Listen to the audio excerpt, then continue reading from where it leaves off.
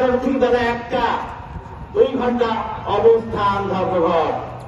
স্থান প্রশাসন ভবনের সামনে, প্রয়োজনে প্রশাসন ভবনের পশ্চিম পাশে তলায়। আমি জানি আজকে আপনাদের কষ্ট হচ্ছে, আমরা আপনাদের কাছে বসার জন্য চেয়ারের ব্যবস্থা রাখবো।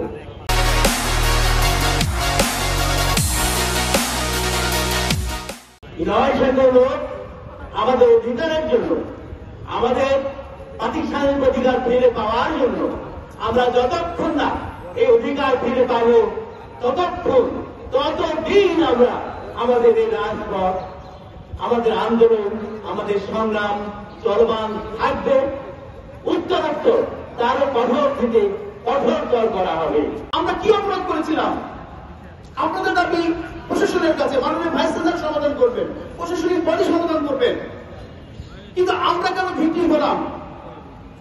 আমরা কর্মকর্তা কর্মচারী, আমরা তো চাকরি করি, এখানে কোন সিদ্ধান্ত মেকিং এ থাকি না।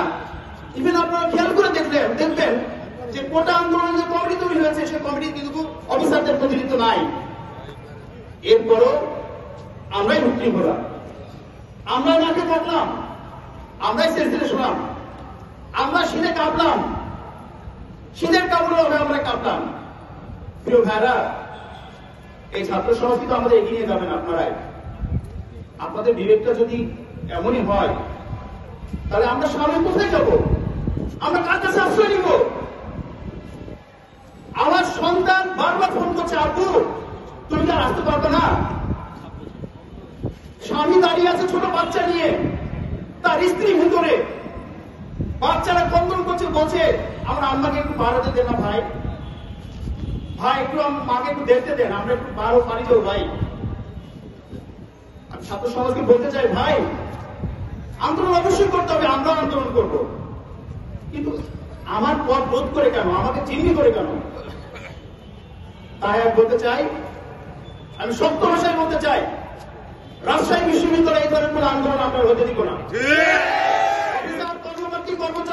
কর্মচারী এবং সচেতন ছাত্রদের নিয়ে আমরা এই ধরনের ন্যাক্কারজনক আন্দোলনে প্রতিহত করবো।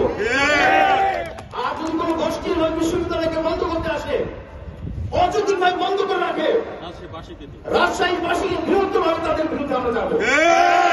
এই স্বাধীনতা আমরা এনেছি, এই স্বাধীনতার আমরা অংশীদার, আমরা লড়াই করেছি।